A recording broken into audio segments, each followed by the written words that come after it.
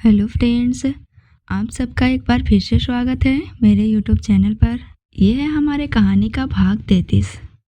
इसके पहले वाले सारे एपिसोड प्लेलिस्ट में उपस्थित हैं, तो आप जाकर पहले उन्हें देख लें, नहीं तो फिर कहानी में मज़ा नहीं आएगा। पिछले कहानी का थोड़ा सा रिव्यू करते हैं, और अगर वीडियो अच्छी लगती है तो लाइक, शेयर और सब्सक्राइब जरूर करें, और कमेंट करके बताएं कि कहानी कैसी लगी। पिछले कहानी में हम सब ने सुना, दिव्या को स्कूल में रीचा से मुलाकात हो जाती है, और वहीं स्कूल के फंक्शन में अधिराज अग्निहोत्री गेस्ट के रूप में आते हैं, जहां पर उनकी मुलाकात एक बार फिर से रीचा से होती है। वंदना और रुद्र को सौम्या की पुरानी सीसीटीवी तस्वीर मिल जाती है। वहीं ध्रुव सबको ये बात बता देता है कि उसके स्कूल में एक नीली आंखों वाली लड़की है जो मामा को मम्मा कह रही थी। रात के समय नील, वशिष्ठ, रुद्र और मिहिर वशिष्ठ के घर पर पार्टी करते हैं, और उसी वक्त दिव्या का फोन आ जाता है। वशिष्ठ दिव्या से बात करने के लिए चला जाता है।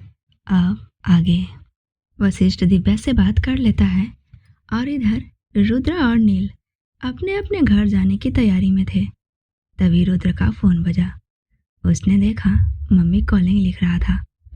फोन उठाती उधर से मीरा अग्निहोत्री की चिंतित आवाज आई, बेटा तू कहाँ है? घर कब आएगा? मम्मी वशिष्ठ के घर पर हूँ, क्या हुआ है? मीरा अग्निहोत्री थोड़ी चिंता में बोली, मुझे तो कुछ नहीं हुआ है बेटा, लेकिन नव्या को दोपहर से कुछ ठीक नहीं लग रहा। उसने दोपहर में भी खाना नहीं खाया, किसी से बात नहीं कर रही, कमरे में बंद पड़ी है। अभी खाना लेकर उसके पास गई तो उसने कहा रख दीजिए, मैं काम कर रही हूँ, बाद में खा लूँगी। लेकिन उसका चेहरा बहुत उदास था। कुछ हुआ है क्या? मुझे तो कुछ समझ नहीं आ रहा, तू ही आकर पूछना। रुद्र थोड़ा चौंकते हुए बोला, ओके मॉम, मैं आ रहा हूँ, आप टेंशन मत लीजिए। शायद कंपनी में कुछ प्रॉब्लम हो गई होगी, नई नई कंपनी है, थोड़ा स्ट्रेस में होगी। मैं उसके मैनेजर से बात करता हूँ और अभी आ रहा हूँ। रुद्र जैसे ही घर पहुँचा तो सबसे पहले अपनी बहन नव्या के कमरे की तरफ गया। थोड़ा हल्का फुल्का माहौल बनाने के लिए उसने मजाक करते हुए कहा, ओ मैडम, इतनी काम करती हो कि घर वालों को भूल गई। चलो अब थोड़ा हंस लो, तेरे इस भाई को भी हंसी आनी ही चाहिए। लेकिन नव्या ने बिना मुस्कुराए चिड़चिड़े अंदाज में जवाब दिया, भैया प्लीज़ मेरा लैपटॉप छोड़ो ना, आप भी ना बिल्कुल बच्चे बन जाते हो, मुझे काम करना है। रुद्र चुप हो गया। वो जानता था ये उसकी वही नव्या नहीं है जो उसके साथ भाग भाग कर पूरे घर में मस्ती करती थी। वह उसके पास जाकर धीरे से बैठ गया, कंधे पर हाथ रखा और बोला, क्या हुआ है तुझे पगली, ऐसा क्यों कर रही है? बता ना, मैं तेरा पागल भाई हूँ, लेकिन तुझे वशिष्ठ से ज़्यादा प्यार करता हूँ। नव्या ने गुस्से में अपना हाथ झटका, आप दोनों अपनी अपनी रोटियां सेकना बंद करो, मुझे पता है मुझे कोई प्यार नहीं करता। और वह फिर से अपने लैपटॉप में खो गई। रुद्र थोड़ा सीरियस होकर बोला, देख ले, बाद में बड़ी प्रॉब्लम हो जाएगी, अभी बता दे, हम दोनों मिलकर हैंडल कर लेंगे। मैंने तेरे मैनेजर से बात कर ली है, कंपनी में कोई दिक्कत नहीं है। अब बता तुझे क्या खा गया है अंदर से? नव्या धीरे से बोली, आप गुस्सा नहीं करोगे ना? रुद्र आशंकित होकर बोला, अरे नहीं, लेकिन एक सेकेंड, तेरा उस द रॉक स्टार से झगड़ा तो नहीं हो गया? नव्या चेहरे पर नाराजगी और आंखों में हल्का प्यार लेकर बोली, अगर मैं बोलती तब तो झगड़ा होता, डांटता तो हमेशा वही है मुझे, पता नहीं खुद को क्या समझता है, थोड़ा सा इज्जत दे दिया तो अपने आप को वीर समझता है। और तो और कल ब्लैक डायमंड की पार्टी में जाना है, मैंने पूछा कि हम दोनों साथ चलेंगे, तो कहता है नहीं, मैं आपके साथ नहीं जाऊंगा। क्या मेरे अंदर कांटे लगे हैं? रुद्र ने हंसी दबाते हुए कहा, ओहो, लगता है किसी को कोई बहुत पसंद आ गया है। सच सच बता, क्या तू उसे पसंद करती है? नव्या शर्म से लाल पड़ गई, ऐसा कुछ भी नहीं है भैया, बस उसका गेम खेलने का स्टाइल मुझे अच्छा लगता है, और वैसे भी उसका चेहरा मुझे कभी दिखा ही नहीं, हमेशा मास्क पहने रहता है। रुद्र हंसते हुए बोला, एक सेकेंड, कहीं उसका चेहरा जल गया हो या कोई एलियन हो जो मास्क के बिना सांस नहीं ले सकता? देख लेना, अगर तेरी उससे जोड़ी जम गई तो तू रसमलाई और वो काला रसगुल्ला लगेगा, एकदम स्वीट कपल। इतना कहकर उसने तकिया उठाया और नव्या की तरफ फेंका। नब्या भी तकिया उठाकर उसके पीछे दौड़ पड़ी। भैया, आप न बहुत तंग करते हो। कमरे के बाहर खड़ी मीरा अग्निहोत्री मुस्कुरा रही थी। बहुत दिनों बाद उन्होंने अपनी बेटी की हंसी सुनी थी, लेकिन तभी नब्या की हंसी थम गई और उसकी आंखों में अचानक आंसू आ गए। रुद्र ने पलट कर देखा। नब्या उसके पीछे नहीं आ रही थी। वह फिर से चुपचाप बैठी थी। रुद्र गंभीरता से उसके पास आया और बोला, क्या हुआ? क्या उसने तुझे ज्यादा डांटा? नब्या टूटे स्वर में बोली, भैया, आज से नहीं, जब से कंपनी शुरू हुई है वो हमेशा मुझे डांटता है। मैं जब कहती हूँ तो कहता है कि आप हमेशा मुझे क्यों देखती हैं। मुझे बहुत बुरा लगता है। और फिर नब्या ने सिद्धार्थ के द्वारा कही गई सारी बातें रुद्र को बता दी। रुद्र का चेहरा सख्त हो गया। तेरे बिना उसकी कंपनी अधूरी थी और वह तुझसे ऐसे बात करता है? मैं अभी उसका गेम ओवर करता हूँ। नब्या जल्दी से उसका हाथ पकड़ती है। नहीं भैया, प्लीज आप कुछ मत कीजिए। उसे मेरी परवाह नहीं है और अगर मैं उसकी तरफ कुछ महसूस करती हूँ तो शायद गलत है। रुद्र धीरे से मुस्कुराकर बोला, अरे ओ पगली, तुझे तो कुछ भी नहीं पता कि तू प्यार कर बैठी है। क्या तेरा दिल नहीं धड़कता उसे देखकर? घबराहट नहीं होती? और फिर थोड़ा नजदीक आकर उसके कान में फुसफुसाता है, क्या तेरा मन नहीं करता हमेशा उसके आसपास रहने का? नब्या धीरे से सिर झुकाकर बोली, होता है लेकिन।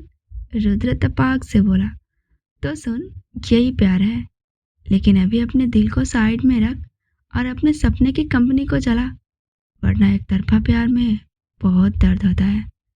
बाहर खड़ी मीरा रुद्र की यह बातें सुनकर भावुक हो जाती है।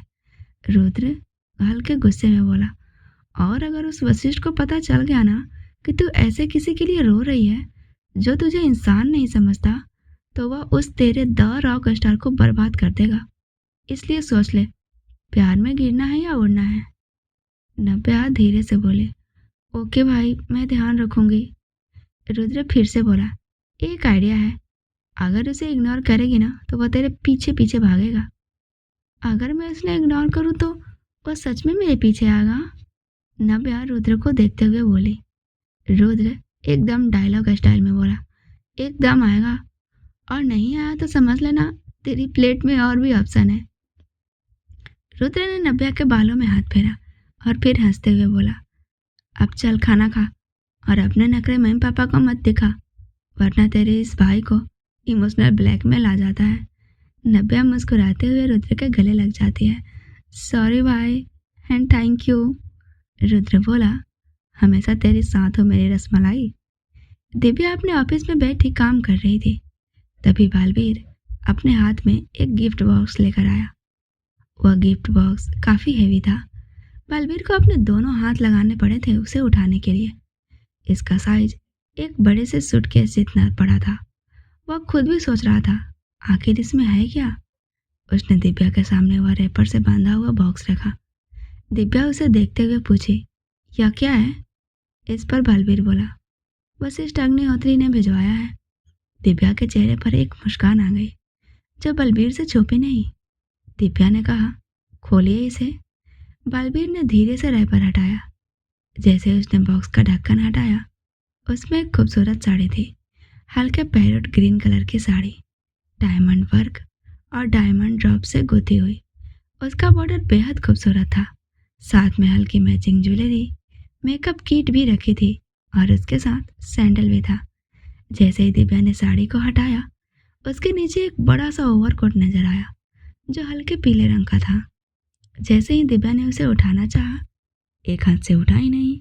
दिव्या ने कहा, यह क्या है, कितना भारी है। और फिर उसने दोनों हाथ लगाए। जैसे ही उसने उसे खोला, वह एक लंबा सा कोट था जो दिव्या के एड़ी तक जाता था। उस पर भी डायमंड वर्क किए गए थे। उसकी डिजाइन ऐसी थी कि दिव्या पहनती तो किसी स्वर्ग से उतरी हुई अप्सरा की तरह लगने लगती। बालवीर उस जैकेट को अपने हाथ में लेते हुए बोला, इसका मतलब इसलिए इतना भारी था? यह तो बुलेट प्रूफ जैकेट है। दिव्या ने वापस उसे अपने हाथ में लिया और बोली, यह कितना भारी है, यह मुझे क्यों दिया है उन्होंने? बालवीर बोला, क्या पता, तुम फोन करके पूछ लो, मैं चलता हूँ। दिव्या उस कपड़े को देखकर मुस्कुरा रही थी और इधर बालवीर मन ही मन सोचता है, आप कितने गलत हैं बॉस, आप इन दोनों को अलग करना चाहते हैं। देखिए, उसने एक पल भी नहीं सोचा करोड़ों रुपए खर्च करने में, और उसने दिव्या के लिए बुलेट प्रूफ जैकेट भेज दी। और इधर दिव्या उस ड्रेस को छू कर मुस्कुराए जा रही थी। आज से पहले उसने साड़ी नहीं पहनी थी। उसने साड़ी को उठाया और जल्दी से केबिन से निकलकर बेडरूम में चली गई। आईने के सामने खड़ी होकर वह साड़ी को अपने सिर पर रखकर देखने लगी और फिर मुस्कुराते हुए बोली, आपने यह साड़ी तो सौम्या दी को दिया ना, आप क्यों नहीं समझते मुझे? आपकी आदत लगने लगी है। आपके फोन कॉल का इंतजार रहता है मुझे। अगर आपको पता चला कि मैं सौम्या नहीं हूँ तो क्या तब भी आप मुझसे इतना ही प्यार करेंगे? और फिर इसके चेहरे की मुस्कान धीरे धीरे उदासी में बदल गई। थाने में प्रतीक डॉली और दीवान झा को लेकर पहुंच चुका था। वहीं जॉन महेंद्र जी के साथ थाने आया था। महेंद्र जी ने आज कितने दिनों बाद दीवान झा को देखा था। उन्होंने उसे इग्नोर किया और दूसरी साइड सोफे पर बैठ गए। दीवान झा उम्मीद भरी नजरों से महेंद्र जी को देख रहा था। शायद वह कुछ बोले, लेकिन उसने भी अपनी तरफ से कोई पहल नहीं की। महेंद्र जी की नजरें बार बार डॉली के ऊपर जा रही थी। यही वह लड़की थी जिसकी वजह से उसकी बहन का घर टूटा था। डॉली अभी भी पूरी तरह से बॉडीगार्ड के गेटअप में थी और उसकी नज़र महेंद्र झा को देखकर झुकी हुई थी। तभी बंदना अंदर आई। सबने खड़े होकर उसे सैल्यूट किया। उसके साथ पांडे और 2 कांस्टेबल भी थे और एक लेडी कांस्टेबल। वे सबको लेकर कॉन्फ्रेंस रूम में आ गई। पांडे ने सबसे पहला सवाल डॉली और दीवान झा से किया। 5 साल पहले आप दोनों को शिमला में सौम्या मैडम मिली थी। आप दोनों इसके बारे में क्या कहेंगे? इस पर डॉली ने कहा, हम इस बात से इनकार नहीं करते, वह हमें मिली थी और कुछ दिन तक हमारे साथ थी। पांडे का दूसरा सवाल आया, आपका उनके साथ क्या रिश्ता था? ऐसे किसी भी अजनबी लड़की को आपने अपने घर में क्यों रखा? इस पर दीवान झा महेंद्र जी को देखने लगा और बोले, वह मेरी बेटी थी। इतना सुनते ही महेंद्र जी को गुस्सा आ गया। वे अपनी जगह से खड़े हुए और दीवान झा का कॉलर पकड़ लिया और चिल्लाते हुए बोले, अपनी गंदी जुबान से मत कहना कि वह तुम्हारी बेटी थी। इस पर जॉन और एक कांस्टेबल ने महेंद्र जी को पीछे खींचा। दीवान झा बोला, वह मेरी बेटी थी और यह सच नहीं बदल जाएगा महेंद्र। यह बात तुम भी अच्छे से जानते हो, इसलिए मैं उसे लेकर अपने घर गया था, क्योंकि बचपन में तो तुम्हारी बहन ने उसे मुझसे दूर कर दिया था। इस पर महेंद्र जी अपना एक पैर उठाकर दीवान झा के सीने पर चढ़ाते हैं। दीवान झा लड़खड़ा कर पीछे गिर जाता है। डॉली उसे संभालती है। तभी महेंद्र जी जोर से कहते हैं, तुमने उसके पास कोई ऑप्शन छोड़ा था? शादीशुदा होते हुए भी किसी और लड़की के साथ? कहते कहते महेंद्र जी रुक गए और चुपचाप खुद को छुड़ाया जॉन से और कुर्सी पर बैठ गए। वंदना बोली, मामा जी प्लीज आप शांत हो जाइए, उन्हें बोलने तो दीजिए। आप बताइए, क्या बताना है आपको? डॉली दीवान झा के बगल में बैठ गई और 5 साल पहले हुए उस इंसिडेंट को याद करते हुए फ्लैशबैक में डूब गई। फ्लैशबैक का सीन। डॉली ने अपने प्यार को अपनी आंखों के सामने बूढ़ा होते हुए नहीं देखा था। जब दीवान झा जेल में गया था उस समय उसका चेहरा काफ़ी हैंडसम, सख्त पर्सनालिटी वाला, आकर्षक और बेहद आकर्षक था। लेकिन 20 साल में ही जेल के सलाखों ने उसे काफ़ी बदल दिया था। उसके चेहरे से जीने की उम्मीद खत्म हो गई थी। बाल सफ़ेद हो चुके थे, दाढ़ी काफ़ी बढ़ गई थी। वह एक मरीज जैसा लग रहा था। 45 साल की उम्र में भी वह 80 साल का बुजुर्ग लग रहा था। डॉली की आंखें नम हो गई और दीवान झा भी उसे डांटते हुए बोले, तुम अब तक मेरा इंतजार कर रही थी? वह दौड़कर दीवान झा के गले लग गई। मैंने कहा था ना, मैं पूरी जिंदगी आपका इंतजार कर सकती हूँ। मुझे आप पर भरोसा है। आपने कुछ नहीं किया। अपने आंसू छुपाते हुए दीवान झा ने डॉली को गले लगाया। फिर गाड़ी में बैठकर पंजाब से होते हुए शिमला की सड़कों पर उनकी गाड़ी दौड़ रही थी। तभी उनकी गाड़ी के सामने अचानक एक लड़की आ जाती है। दीवान झा गाड़ी से टक्कर नहीं मारते, वह लड़की खुद ही बेहोश होकर गिर जाती है। डॉली जल्दी से बाहर निकलती है और देखती है कि वह लड़की पेट के बल सड़क पर गिरी है। जैसे ही वह उसे सीधा करती है, उसका चेहरा देखती है और डॉली सदमे में चली जाती है। तभी दीवान झा भी बाहर आते हैं और उस लड़की को देखते हैं और वह भी सदमे में चले जाते हैं। डॉली और दीवान झा एक दूसरे को देखते हैं। भीड़ जमा होने लगती है। स्थिति को समझते हुए दीवान झा बिना वक्त गवाए उस लड़की को अपनी गोद में उठाते हैं और गाड़ी में बैठाकर शिमला के अस्पताल में ले जाते हैं। अस्पताल के कॉरिडोर में दोनों डॉक्टर का इंतजार कर रहे होते हैं। डॉक्टर बाहर आकर कहती है कि वह 1.5 महीने से प्रेग्नेंट है और उन्हें आपकी गाड़ी से कोई टक्कर नहीं लगी थी। बीपी लो होने के कारण उन्हें चक्कर आया था। थोड़ी देर में उन्हें होश आ जाएगा। आप लोग उन्हें घर ले जा सकते हैं। जैसे ही सौम्या को होश आता है, वह सामने 2 अजनबियों को देखकर पूछती है, कौन है आप लोग? डॉली मुस्कुराकर कहती है, घबराओ मत, तुम बेहोश हो गई थी, हम तुम्हें लेकर आए हैं। अब कैसा लग रहा है? सौम्या रोते हुए बोली, मैं ठीक हूँ। दीवान झा उसका हाथ पकड़ते हैं। बेटा, तुम्हारे मम्मी पापा कहाँ हैं? इस पर सौम्या ने झूठ बोल दिया, मेरे पापा नहीं हैं अंकल। वह सोच रही थी कि अब वह कौन सा मुंह लेकर अपने पापा के पास जाएगी। वह सोच चुकी थी कि कहीं भी जाकर कोई नौकरी करेगी, क्योंकि अगर वह घर गई तो उसे अपने बच्चे को मारना पड़ेगा। दीवान झा बोले, अगर बुरा न मानो तो क्या तुम हमारे साथ हमारे घर चलोगी बेटा? हमारे घर पर हम दोनों के अलावा कोई नहीं है। सौम्या पहले तो मना करती रही, लेकिन दोनों के आग्रह पर वह उनके साथ गया में उनके घर चली जाती है। धीरे धीरे वह डॉली और दीवान झा के रिश्ते को समझने लगती है, लेकिन कुछ पूछती नहीं है। सौम्या को दीवान झा बेटी की तरह मानते थे। कभी कभी सौम्या के मन में आता कि डॉली से पूछे, आप दोनों ने शादी क्यों नहीं की, लेकिन वह चुप रह जाती। 3 महीने बाद किंग दादा दीवान झा से मिलने आ जाते हैं। उन्हें पहले ही पता चल चुका था कि दीवान झा जेल से बाहर आ चुके हैं, और जब वो सौम्या को घर में देखते हैं तो गुस्से से बोलते हैं, दीवान, यह क्या कर रहे हो? तुम्हारी हिम्मत कैसे हुई इस लड़की को इस घर में लाने की? दीवान झा गुस्से में ही जवाब देते हैं, भाई साहब, यह मेरी बेटी है और यह मेरा घर है, आपका माल नहीं। आप मुझसे मिलने आए, मुझे अच्छा लगा, लेकिन अगर मेरी बेटी के बारे में कुछ गलत कहा तो भूल जाऊंगा कि आप मेरे बड़े भाई हैं। किंग दादा उसे इमोशनल ब्लैकमेल करते हैं। मुझे क्या पता था वहाँ तुम्हारे खिलाफ सबूत मिल जाएंगे। पुलिस मौके पर थी, इसलिए कुछ नहीं कर सका। मैं तुम्हें कभी चोट नहीं पहुँचा सकता दीवान। दीवान झा बोलते हैं, अब आप जाएं, मैं नहीं चाहता कि सौम्या आपको यहाँ देखे। किंग दादा चला गया, लेकिन मन में ठान चुका था सौम्या को इस दुनिया से मिटा देगा। समय बीतता है और सौम्या का डिलीवरी टाइम आ गया। पेट में दर्द शुरू हो जाता है और डॉली उसे लेकर हॉस्पिटल के लिए निकलते हैं। दीवान झा भी बॉडीगार्ड के साथ साथ होते हैं। गाड़ी में सौम्या का दर्द बढ़ने लगा। दीवान झा बोले, थोड़ा जल्दी चलाओ मनीष। रास्ते में ड्राइवर कहता है, सर, अगर हम सड़क से गए तो ट्रैफिक मिल सकता है। एक शॉर्टकट है जो थोड़ा लंबा है, लेकिन जल्दी पहुंचेंगे। डॉली कहती है, हाँ भैया, वही रास्ता ले लो।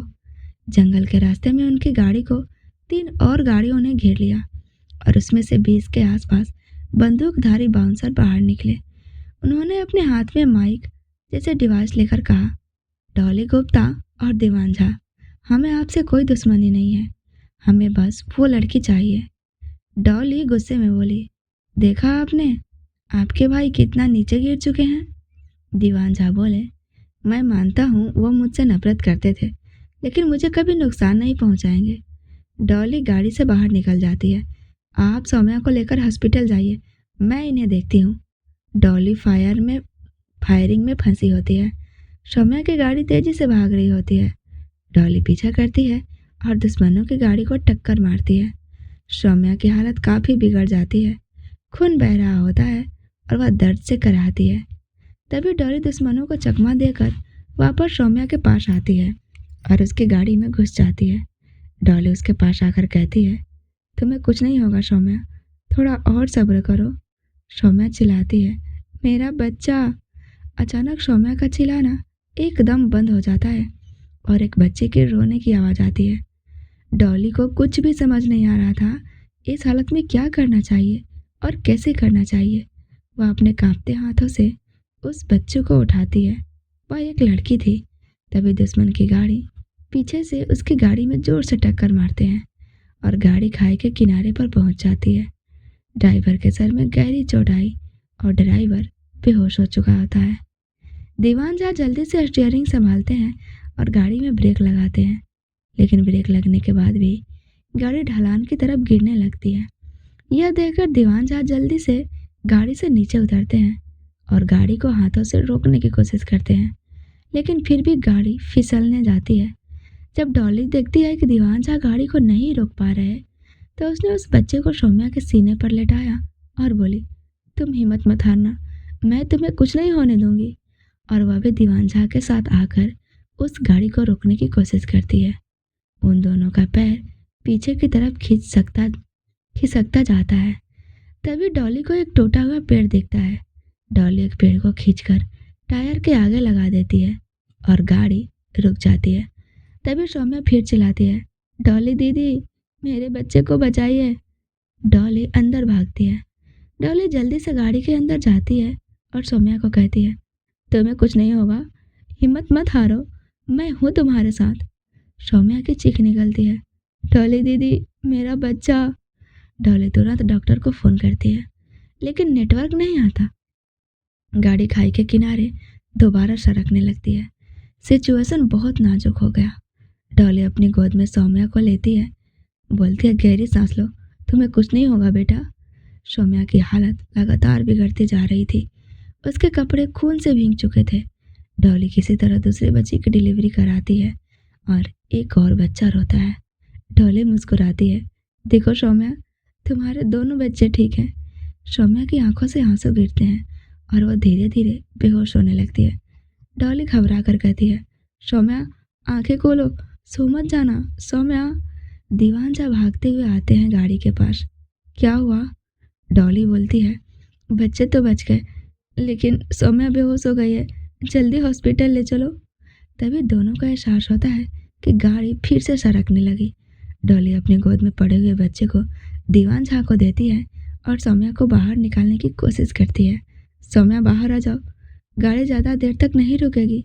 और उसके पैरों के पास से दूसरा बच्चा उठाने के लिए जैसे ही झुकती है, 3 गुंडे तेजी से गाड़ी पर वार करते हैं। दीवान झा और डॉली गाड़ी से काफ़ी दूर गिर जाते हैं। डॉली दीवान झा के गोद से बच्ची को जल्दी से लेती है। दीवान झा गाड़ी की तरफ भागते हैं, लेकिन गाड़ी को रोक नहीं पाते और देखते ही देखते सौम्या अपने एक बच्चे के साथ गाड़ी से नीचे गिर जाते हैं। इसके साथ ही डॉली के कानों में एक जोर की चीख सुनाई देती है, डॉली दीदी, मेरे बच्चे को बचा लो। दीवान झा पागलों की तरह गाड़ी के पीछे खाई की तरफ जाने लगते हैं, लेकिन डॉली पीछे से उनका कॉलर पकड़ लेती है और फिर अपने कमर में लगे गन निकालकर उन तीनों गुंडों को शूट कर देती है। दीवान झा रोने लगते हैं और वहीं जमीन पर बैठकर अपने दोनों हाथ से जमीन पर गुस्से में मुक्के मारते हैं। डॉली वहीं बैठ जाती है। दीवान झा गुस्से में मुट्ठी भींच लेते हैं, मेरे भाई ने मेरी बेटी को मुझसे छीन लिया। डॉली सौम्या के बच्ची को गोद में ले लेती है। अब ये मेरे जीवन का मकसद है, अब यही मेरी सौम्या की याद है।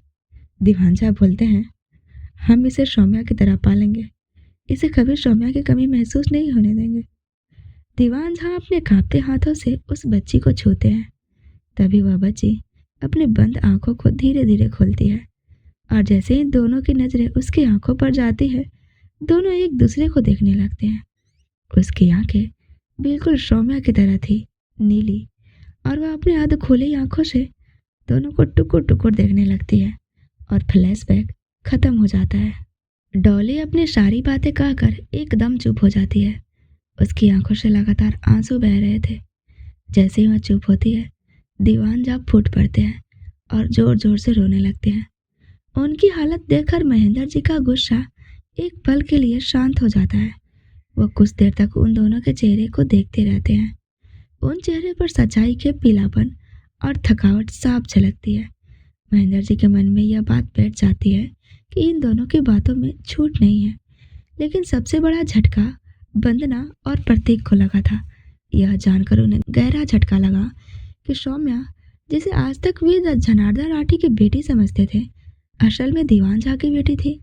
महेंद्र जी धीरे धीरे उठते हैं, दीवान झा के पास आकर कहते हैं, मुझे नहीं पता तुम कितना सच बोल रहे हो और कितना झूठ, लेकिन अगर सौम्या को इस हालत में पहुंचाने में उस किंग दादा का हाथ है ना, तो मैं उसे कभी नहीं छोड़ूंगा, कभी नहीं। तो वो वहाँ से जाने लगते हैं। तभी डॉली उन्हें रोक कर पूछती है, वो लड़की कौन थी जो हमें स्कूल में मिली थी? क्या वो सौम्या ही है? उसने मुझे पहचाना क्यों नहीं? क्या उसका बच्चा वो लड़का था? महेंद्र जी रुकते हैं और थोड़ी देर चुप रहते हैं, फिर जवाब देते हैं, वो दिव्या है, सौम्या की छोटी बहन, और मैं उम्मीद करता हूँ ये बात तुम दोनों किसी और को नहीं बताओगे। वो जाने ही वाले होते हैं कि दीवान झा आगे बढ़ते हैं और उनका हाथ पकड़ते हैं। हमें एक बार सौम्या से मिलने दो, वो मेरी बेटी है, भले ही अब किसी के पास चली गई हो, पर मैं उससे मिलना चाहता हूँ। महेंद्र जी कड़क आवाज में जवाब देते हैं, वो तुम्हारी बेटी नहीं है, वो जनार्दन राठी की बेटी है और उसका नाम दिव्या है। डॉली चौंक कर पूछती है, तो फिर वो बच्चा? उन दोनों की बातों को सुनकर प्रतीक सबसे ज्यादा शौक में था, जिसे वो अब तक सौम्या समझकर प्यार करता था। असल में सौम्या थी ही नहीं, वह दिव्या थी। यह सुनते ही प्रतीक के मन की सारी भावनाएं एकदम बदल जाती है और उसका चेहरा खाली और निराश हो जाता है। वो लड़खड़ाते शब्द में पूछता है, सौम्या का क्या? उसका कुछ पता नहीं चला? आप दोनों ने पुलिस केस नहीं किया? इस पर महेंद्र जी गहरी सांस लेते हुए बोलते हैं, सौम्या हमें मिली थी, लेकिन वो रुक जाते हैं और उनकी आंखें नम हो जाती हैं। थोड़ी देर बाद वो आगे बताते हैं, सौम्या हमें बलबीर के साथ जंगल में मिली थी, गया के जंगल में। उसकी हालत बहुत खराब थी। जब बलबीर उसे अदानी हवेली लाया, लेकिन वो रोंदे हुए गले से कहते हैं, जब हमें पता चला कि सौम्या मर गई है। यह सुनकर दीवान झा फिर से फुट फुट कर रोने लगते हैं। वो अपना सिर उठाते हैं और महेंद्र जी के कंधे पर सिर रख देते हैं। महेंद्र जी थोड़ी देर चुप रहते हैं, फिर धीरे से ना चाहते हुए भी उनके कंधे पर हाथ रख देते हैं। पांडे जी तुरंत आगे आते हैं, दीवान झा को पकड़कर सोफे पर बैठाते हैं और उन्हें पानी पिलाते हैं। अब सारी बातें साफ हो चुकी थी। दीवान झा थोड़े शांत होकर कहते हैं, अब तक मैं कमजोर था, मैं अपने भाई के साथ नहीं लड़ सकता था। महेंद्र, क्या तुम मेरी मदद करोगे? क्या तुम मेरा साथ दोगे? मैं अपनी बेटी का बदला लेना चाहता हूँ। किंग दादा की वजह से 2 मासूम बच्चे इस दुनिया में माँ के प्यार के लिए तड़प रहे हैं। उन्हें हमेशा से अपनी झूठी शान, सौगात, खानदान, इज्जत सब प्यारी रही है।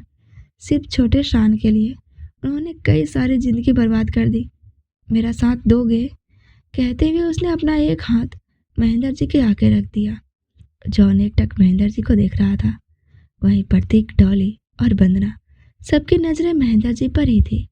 डॉली बोली, हमें माफ कर दे, जो भी हुआ सब कुछ अनजाने में हुआ था भाई साहब। हम एक नई शुरुआत करते हैं ना। किंग दादा ने हमें पूरी तरह से बर्बाद कर दिया है, उसके बारे में क्या आप हमारी मदद करेंगे? महेंद्र जी ने वंदना को देखा। डॉली और दीवान झा दोनों ही स्ट्रॉन्ग सबूत और गवाह थे। वह हाँ में अपना सर हिलाती है। प्रतीक अपने बॉस के हाथ पर हाथ रखता है और कहता है, मैं आपके साथ हूँ इन सब में। महेंद्र जी भी अपना हाथ उसके हाथ पर रखते हैं। वंदना कहती है, एक पुलिस ऑफिसर और एक दोस्त होने के नाते मैं अपनी पूरी जिम्मेदारी के साथ किंग दादा को सजा दिलवाऊंगी। डॉली थोड़ी देर चुप रहती है, फिर धीरे से बोलती है, क्या हम एक बार ध्रुव से मिल सकते हैं? जरूर, महेंद्र अदानी बोले। यह सुनकर डॉली के चेहरे पर थोड़ी सी खुशी और राहत की लहर दौड़ जाती है। उसने बिना बोले आंखों से ही कहा, धन्यवाद। डॉली धीरे से बोली, वो कहाँ रहता है?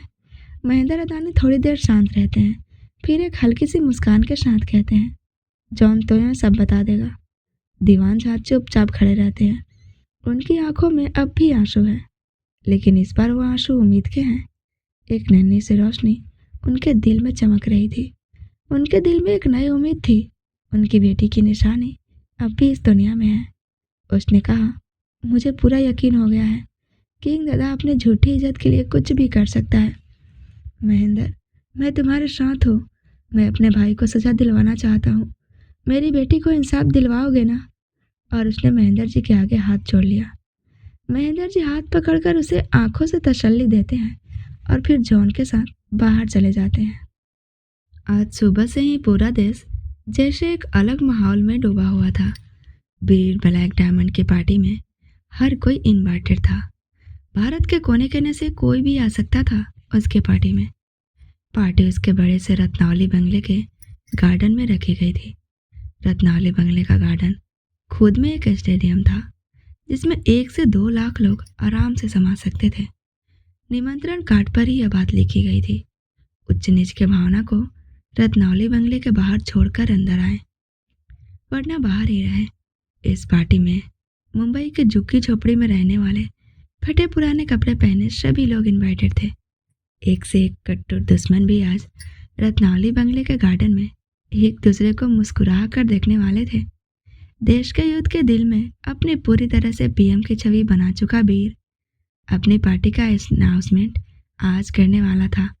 इसके लिए उसने देश के किसी भी राजनेता को नहीं छोड़ा था, चाहे वह राजनेता हो, अभिनेता हो, कमांडो हो, पीएम हो, हर कोई उसकी पार्टी में आने वाला था और इसकी तैयारी लगभग 3 महीने पहले से चल रही थी। इस पर हर युवा, बुजुर्ग और औरत सबके दिल पर एक ही बात थी, बीर ही प्रधानमंत्री हो। यही बात थी, सभी पार्टी के लोग चाहते थे कि बीर मेरी पार्टी में आ जाए। इस पार्टी को रखने का बीर का एक ही मोटिव था, वह अपना सारा बिजनेस वशिष्ठ अग्निहोत्री को हैंडल करे और खुद पूरी तरह राजनीति में उतर जाए। हालांकि यह बात कोई नहीं जानता था, बीर और वशिष्ठ अग्निहोत्री दोनों एक ही हैं। यही कारण था आज सेट पर शूटिंग बंद थी, क्योंकि सभी डायरेक्टर्स भी यहाँ आने वाले थे और मेनका अपने घर आ गई थी। इनविटेशन कार्ड वंदना के पास भी आया था, क्योंकि वह मुंबई पुलिस की हेड थी। ब्लैक डायमंड पार्टी रात की वह पहली झलक। रत्नावली बंगला शाम 7 बजे सूरज पहाड़ियों के पीछे अपनी लालिमा छोड़ चुका था। रत्नावली हवेली का बाग जैसे हीरे की चमक से जगमगा रहा था।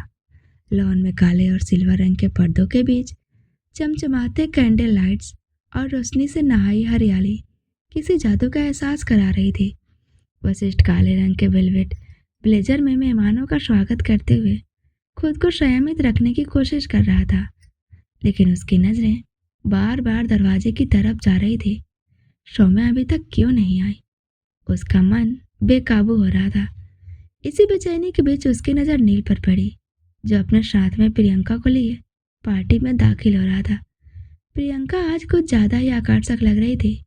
Off shoulder backless gown, high heels, खुले बाल और स्टाइलिश अंदाज, हाथ में नील का हाथ और चेहरा आत्मविश्वास से भरा हुआ। बीर की आंखें गुस्से से भर गई। मैंने रुद्र को मना किया था इसे मत बुलाना, फिर भी इस वक्त वो किसी लड़ाई करने के मूड में नहीं था। उसी पल बीर संजय मल्होत्रा से बातचीत करने में लगा था, लेकिन उसकी नज़रें अभी भी दरवाजे से चिपकी थी। संजय ने मुस्कुराते हुए पूछा, बीर साहब, क्या आप किसी खास के आने का इंतजार कर रहे हैं? पर बीर कुछ नहीं बोला, क्योंकि उसी पल दरवाजे पर एक आभा सी बिखर गई। दिव्या हरे रंग की सिल्क साड़ी में जैसे जन्नत से उतरी परी लग रही थी। गले में छोटा सा डायमंड पेंडेंट, झुमके, हल्का मेकअप और पीले रंग की चमचमाती कांच की चूड़ियां। उसका मास्क अब भी उसके चेहरे का आधा हिस्सा छुपा रहा था, लेकिन आंखें सब कुछ बयां कर रही थी। उसने वशिष्ठ का दिला हुआ पीले रंग का भी बुलेट प्रूफ जैकेट साड़ी के ऊपर पहना था, जो उसकी खूबसूरती को सबसे अलग और खास बना रहा था। उसके साथ चल रहा था बलवीर, लेकिन आज वह बॉडीगार्ड के कपड़ों में नहीं, एक हैंडसम सज्जन की तरह ब्लैक सूट में था। उसने दिव्या की कड़ाई अपने बाजू में लपेट रखी थी। सारे मेहमान ठहर गए। कौन है ये? मास्क क्यों पहन रखा है? हर कोई बस उसकी एक झलक के लिए बेचैन हो गया। दिव्या खुद भी थोड़े असहज हो रही थी। बलवीर ने उसका हाथ हल्के से दबाया, जैसे कह रहा हो, डरो मत, मैं साथ हूँ। बीर को अब वशिष्ठ के रूप में पार्टी में दोबारा एंट्री करनी थी। दिव्या को देखकर कुछ पलों के लिए वो सब कुछ भूल गया। संजय मल्होत्रा ने भी उसकी नजरें फॉलो की और बलबीर के पास खड़ी दिव्या को देखकर चौंक गए। ये तो सौम्या है, पर उन्हें समझ नहीं आया क्या हो रहा है। बीर ने धीमे से कहा, एक्सक्यूज मी, और वह तेज कदमों से दिव्या की ओर बढ़ा। दिव्या भी अब वशिष्ठ को ढूंढ रही थी। उसकी नजरें इधर उधर खोज रही थी। उसे नहीं पता था कि वशिष्ठ अब उसका इंतजार किस रूप में कर रहा है। और तभी बीर उसके सामने आ खड़ा हुआ। बलबीर तुरंत रिएक्ट करते हुए दिव्या के आगे आ गया। कौन है आप? पर बीर मुस्कुराया और बोला, डोंट वरी, मैं कोई खतरा नहीं हूँ। बलबीर को पहचानते ही वह पीछे हटा। बीर ने दिव्या को हल्के से देखा। फाइनली तुम आ गई। दिव्या ने हल्की मुस्कान दी, अपनी चूड़ियां खनकाई और धीमे से अपना सिर झुका लिया। बीर जैसे ही वहां से गया, स्टेज पर खड़ी कावेरी गुस्से से उबल पड़ी। उसे अब दिव्या से काफी जलन हो रही थी और वह मन ही मन कुछ प्लान कर रही थी। इस शो में का तो कुछ करना होगा। पार्टी में मौजूद एक और चेहरा जो दिव्या की मासूमियत और खूबसूरती को देखकर मंत्रमुग्ध हो गया था, वो था सिद्धार्थ। उसने तुरंत आगे बढ़कर दिव्या का हाथ थाम लिया। सिद्धार्थ दिव्या के पास आकर बोला, क्या बात है, हमारी बॉडी बिल्डर तो आज क़यामत लग रही है। दिव्या ने उसे घूर कर देखा और अपने कोहनी से उसके पेट में मार दिया। सिद्धार्थ थोड़ा पीछे हट गया और बोला, अरे मेरी बॉडी बिल्डर, तू तो पहचान में नहीं आ रही, तू तो इस पार्टी की जान बन गई हो। दिव्या ने हल्की मुस्कान दी और उसके पेट में कोहनी से मारा। वह तुरंत सीधा खड़ा हो गया, लेकिन दिव्या की नज़र अब भी वशिष्ठ को खोज रही थी। नव्या की नज़रें कभी कभी सिद्धार्थ पर चली जाती थी। उसे सिद्धार्थ की आंखें कुछ जाने पहचाने लग रही थी, लेकिन फिर उसने उसे इग्नोर किया। अब तक वंदना नहीं आई थी। दिव्या बोली, सिद्धार्थ, वंदना दीदी नहीं है क्या? सिद्धार्थ चारों तरफ देखते हुए बोला, वो अपनी बटालियन के साथ आएंगी, और जोर से हंस दिया। अब वक्त था बीर की असली एंट्री का, वशिष्ठ के रूप में। काले रंग की शेरवानी, कंधे पर सिल्वर शॉल, आंखों में आत्मविश्वास और चेहरे पर शाही मुस्कान। पूरा परिवार उसके साथ था। रुद्र, उसकी चाची, माँ, नव्या, बुआ, पापा, चाचा, मिहिर, मयंक और बाकी सब। अधिराज अग्निहोत्री और चंचल अग्निहोत्री नहीं आए थे। संगीत के सुर फिर से बजने लगे थे। सभी लोग खाना खाने में जुट गए थे, क्योंकि असली पार्टी अब शुरू होने वाली थी। आज का दिन इतिहास के पन्नों में दर्ज हो गया था। सोशल मीडिया पर चारों ओर एक ही नाम गूंज रहा था, बीर। ट्रेंडिंग टॉपिक, गरीबों का मसीहा, स्वाभिमान की पहचान और बीर फॉर ह्यूमैनिटी लगातार पहले नंबर पर चल रहे थे। वह दृश्य जिसे देखकर पूरे देश की आंखें भर आई थी। साफ सुथरा कोट पैंट, चमकदार जूते, महंगी घड़ी और परफ्यूम की खुशबू से सजे करोड़पति बिजनेसमैन भी उसी पंक्ति में बैठे थे, जहां पसीने से भीगे मजदूर, फटी पुरानी धोती पहने बुजुर्ग और अपने बच्चों को गोद में लिए गरीब महिलाएं। न कोई ऊंच नीच, न कोई वीआईपी जोन। हर हाथ में एक जैसी थाली और उसमें एक जैसा खाना। हर चेहरे पर एक जैसी मुस्कान, हर दिल में बराबरी का एहसास। जो आज से पहले कभी न हुआ, आज हो गया। न्यूज चैनल पर लगातार कमेंट्री चल रही थी और अपने टीआरपी गेन कर रहे थे। आज से पहले ऐसा दृश्य शायद ही किसी ने देखा हो। रत्नावली बंगले में आज स्वाभिमान और आत्मसम्मान ने जाति, वर्ग, धर्म और पद की सारी सीमाएं तोड़ दी है। बीर का ये कदम न सिर्फ देश बल्कि पूरी दुनिया में मिसाल बन गया है। विदेशी चैनल सीसीएन और बीबीसी पर उसी एक तस्वीर को बार बार दिखाया जा रहा था, जिसमें वशिष्ठ एक मजदूर के बच्चे को अपने हाथों से खाना खिला रहा था।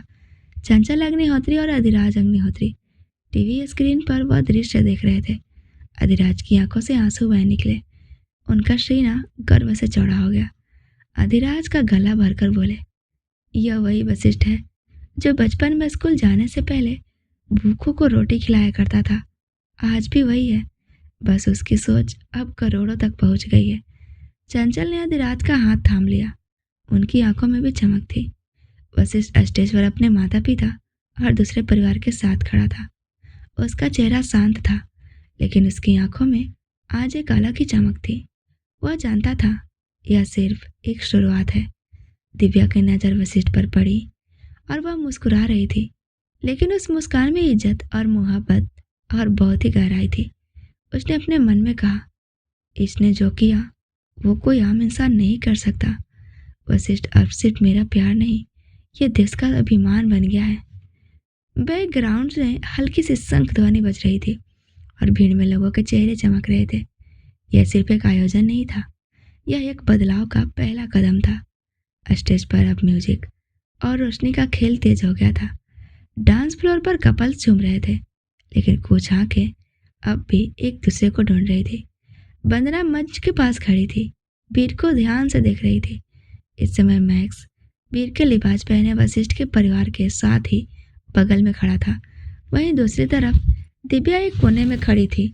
बालवीर अब भी उसके साथ साय की तरह था। वशिष्ठ के परिवार को दिव्या का चेहरा जाना पहचाना लग रहा था। सभी लोग उसे गौर से देख रहे थे। दिव्या का चेहरा आधा मास्क से ढका हुआ था, सिर्फ नाक के नीचे का हिस्सा और माथे का ऊपरी भाग दिख रहा था। संजू मीरा अग्निहोत्री के कान में फुसफुसाई, भाभी ये लड़की जानी पहचानी नहीं लग रही। मीरा अग्निहोत्री बोली, हाँ संजू दीदी, मुझे भी लग रहा है कि इसे कहीं देखा है, पर याद नहीं आ रहा। फिर वह गिलास उठाकर जूस पीने लगी। वासु अग्निहोत्री की नजरें भी दिव्या को एकटक घूर रही थी और उन्हें किसी का चेहरा याद आ रहा था, और उनका मुंह इतने स्वादिष्ट खाने के बाद भी बेस्वाद हो गया। वहीं दूसरी ओर कावेरी अब जलन की आग में जल रही थी। वह अपने बॉडीगार्ड को इशारे से बुलाती है और उसके कान में फुसफुसाते हुए बोली, उस नकाब वाली पर नजर रखो, मुझे उसकी सच्चाई जाननी है, और जो सामान मैंने लाने को कहा था वो जल्दी से लाओ। संजू ने यह नोटिस कर लिया और फिर मीरा के कान में कहा, भाभी देखो ना, वो लड़की कब से वशिष्ठ को ताड़ रही है। इष्ट अग्निहोत्री अपनी बहन के पास आते हुए बोले, तुम्हें और कोई काम नहीं है, खाना खाओ चुपचाप। और सुनो, जो मुन्ना कह रहा है, बिना मतलब इधर उधर मत देखो। दौलत अग्निहोत्री भी साथ देते हुए बोले, दीदी को काम भी तो कोई नहीं है, अब पूरा दिन तो बैठी रहती है। संजू ने दोनों को घूर कर देखा और फिर जूस पीने लगी। वशिष्ठ और वीर एक कॉन्ट्रैक्ट पर साइन करते हैं। वहीं संजय मल्होत्रा और वीर भी एक दूसरे को माला पहनाकर अपने पार्टी में आने का स्वागत करते हैं। पार्टी का असली रंग शुरू होता है। डांस, म्यूजिक और माहौल अब और रंगीन हो जाता है। उसी समय वहाँ वंदना आती है। वंदना पुलिस डिपार्टमेंट की सबसे सीनियर अधिकारी बानी मेहरा और भुवनेश्वर राठौर के साथ थी। उनके साथ कुछ और सीनियर इंस्पेक्टर भी थे। नीचे खड़े इंस्पेक्टर मिश्रा धीरे से बोले, मैडम यही है वो वीर। वंदना आंखें सिकुड़ते हुए बोली, हाँ पर कुछ अजीब है। उसका बॉडी लैंग्वेज वैसा नहीं है जैसा आम तौर पर होता है, जैसे कोई और है उसके अंदर। फिर भी सब लोग स्टेज पर आए और उन्होंने वीर और वशिष्ठ दोनों को बधाई दी। दूसरी तरफ रुद्राज पहली बार वंदना को इतने ध्यान से देख रहा था। वंदना ने हल्का मेकअप किया था, आंखों में काजल और होठों पर हल्की लिपस्टिक। वो आज अलग ही लग रही थी, बहुत खूबसूरत। डिनर के बाद सभी लोग डांस करने लगे। सिद्धार्थ दिव्या के कान में बोला, मैं तो जा रहा हूँ अपने पार्टनर के पास। उसकी नज़र कब से नव्या पर टिकी थी। पार्टनर दिव्या ने उसे सवालिया नजरों से देखा। सिद्धार्थ अपने बालों में हाथ घुमाते हुए नव्या के पास चला गया। उसने नव्या की ओर हाथ बढ़ाया।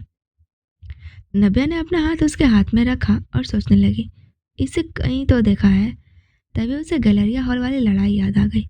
वह सिद्धार्थ से अलग होने लगी, लेकिन सिद्धार्थ ने उसे कसकर कमर से पकड़ लिया और कान में फुसफुसाया, मिस ब्यूटीफुल क्या कर रही हैं? सबके सामने तमाशा बनाना है, डांस करते रहिए और मुस्कुराते रहिए यार। नव्या जैसे जड़ हो गई। वही आवाज़ कभी नहीं भूल सकती। ये आवाज़ यही तो थी। क्या ये वही लड़का है, द रॉक स्टार? और वह उलझे हुए मन से सिद्धार्थ के साथ डांस करने लगी। वशिष्ठ कब से दिव्या को देख रहा था और उसके पास आने की कोशिश कर रहा था, लेकिन कोई ना कोई उसे कंग्रेचुलेट करने के लिए रोक ही लेता और उससे बात करने लगता।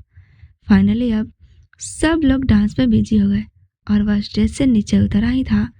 जैसे ही प्रियंका ने वशिष्ठ को स्टेज से नीचे उतरते देखा, उसने तुरंत नील का हाथ छोड़ दिया और तेजी से उसकी तरफ बढ़ी। नील ने अपनी मुट्ठी कस ली। वशिष्ठ अभी उसकी तरफ बढ़ ही रहा था, लेकिन उससे पहले ही प्रियंका ने उसका हाथ पकड़ लिया और हंसते हुए बोली, मिस्टर अग्निहोत्री चलिए डांस करते हैं। वशिष्ठ ने प्रियंका की ओर देखा, उसका हाथ छुड़ाया और ठंडे स्वर में कहा, नो थैंक्स।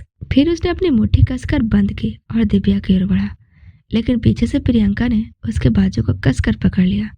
वशिष्ठ को डर था कि कहीं पार्टी में कोई सीन ना बन जाए, इसलिए वह वहीं रुक गया और मजबूरी में प्रियंका के साथ डांस करने लगा। दिव्या के अंदर की सारी खुशियाँ एक पल में हवा हो गई और उसकी आंखों में मोती झिलमिला उठे। बलबीर ने उसके कंधे पर हाथ रखा और अपनी पलकें झपकाकर आश्वासन दिया। वहीं डांस फ्लोर का दूसरा कोना रुद्र वंदना कोठारी के पास आया और चुटकी ली। हेलो मिस वंदना कोठारी, चलिए थोड़ा हम भी डांस कर लेते हैं। वंदना ने कड़ा चेहरा बनाते हुए कहा एक्सक्यूज मी, और रुद्र को इग्नोर कर दिया। वह रुद्र का किश वाला किस्सा याद कर रही थी और उसका चेहरा शर्म से लाल हो गया था। रुद्र मुस्कुराते हुए इंस्पेक्टर मिश्रा से बोला, दिन रात मुंबई की सेवा करते करते खुद पर ध्यान देना ही भूल गई आप। चलिए आज अपनी मैडम को थोड़ा डांस करने दीजिए। वह उसकी कमर में हाथ डालकर उसे अपने पास खींच लेता है। वर्दी में डरी से वंदना को लग रहा था कोई फोटो न ले ले, लेकिन यहाँ मोबाइल पूरी तरह बैन थे और हॉल भीड़ के कंट्रोल में था। थोड़ा सहज होकर वंदना मन में बोली, ठीक है थोड़ा डांस करने में क्या हर्ज है, और वह भी रुद्र के साथ डांस करने लगी। वीर अभी अपने सिंहासन पर वहीं गंभीर चेहरा बनाए बैठा था। कावेरी मुस्कुराते हुए उसके पास आती है। बॉस आप डांस नहीं करेंगे? वीर कावेरी की आंखों में देखता है जो खुशी से चमक रही थी। मैक्स बोला, चलो। उसने कावेरी का हाथ थाम लिया और डांस फ्लोर की ओर बढ़ गया। तभी लाइट्स बुझ चुकी थी, सिर्फ म्यूजिक के बीट पर मूविंग लाइट चल रही थी। मैक्स ने कावेरी की कमर कसकर पकड़ी और उसे थोड़ा अपने करीब खींच लिया। कावेरी की नजरें उसके सीने से जा मिली और उसकी धड़कनें तेज हो गई। कावेरी ने शर्मा कर नजरें झुका ली और धीरे धीरे डांस करने लगी। प्रियंका और वशिष्ठ को साथ में डांस करते देख मीरा अग्निहोत्री और वासु अग्निहोत्री अपने अपने पति से कहने लगी, देखिए ना दोनों की जोड़ी काफी अच्छा लग रहा है। वही संजू अग्निहोत्री दोनों की बलाइयां लेने लगी। नील मुस्कुराता हुआ दिव्या के पास आया और बोला, लेट्स डांस। दिव्या की नजरें अब भी वशिष्ठ की ओर उस लड़की पर टिकी थी जो दिव्या के लिए बिल्कुल अजनबी थी। दिव्या थोड़ी चुप हुई, लेकिन बलबीर ने अपने हाथ से नील को रोकते हुए कहा, सॉरी सर। दिव्या मन में बोली, मैंने बेवजह इस बेचारे को तंग किया। तभी उसकी नज़र वशिष्ठ पर की ओर गई। वह अब भी प्रियंका के साथ डांस कर रहा था। दिव्या का चेहरा गिर गया। मैं सिर्फ उसके लिए सच कर आई थी और वो किसी और के साथ डांस कर रहा है। उसका मन जलन और दुख से भर गया। गुस्से में दिव्या ने नील का हाथ थामा और बोली, चलो डांस करते हैं। बलबीर उसके मनोभाव को अच्छे से समझ रहा था। वशिष्ठ ने दिव्या को नील के साथ डांस करते देखा। उसका गुस्सा 7वें आसमान पर था। उसने अब तक दिव्या को हाय भी नहीं बोला था। उसने प्रियंका का हाथ झटका और तेजी से दिव्या की ओर बढ़ा। नील ने भी उसे आते देख लिया था। नील दिव्या के कान में धीमे से बोला, वशिष्ठ आ रहा है और गुस्से में है। दिव्या ने पीछे मुड़कर देखा। वाकई वशिष्ठ का चेहरा गुस्से से तमतमाया हुआ था। नील ने दिव्या का हाथ छोड़ दिया और एक साइड खड़ा हो गया। वशिष्ठ ने बिना कुछ कहे दिव्या का कमर को कसकर पकड़ लिया और उसे अपने सीने से सटा लिया। वशिष्ठ धीरे से फुसफुसाते हुए बोला, आज बहुत खूबसूरत लग रही हो। दिव्या सिहर उठी। मास्क के नीचे से झांकते हुए उसके होंठ वशिष्ठ को अपनी ओर खींच रहे थे। उसका मन कर रहा था वह अभी उसे चूम ले, लेकिन इतने सारे लोगों के बीच वह खुद को रोक गया और दिव्या गुस्से में अपने आप को छुड़ाने लगी। तो चलिए आज के लिए इतना ही, नहीं तो काफ़ी लंबा हो जाएगा। कल फिर से मिलते हैं और कल ज़रूर एपिसोड आएगा। कल कोई नगा नहीं होगा। लाइक शेयर और सब्सक्राइब जरूर करें और कमेंट करके बताएं कि कैसी वीडियो लगी। धन्यवाद।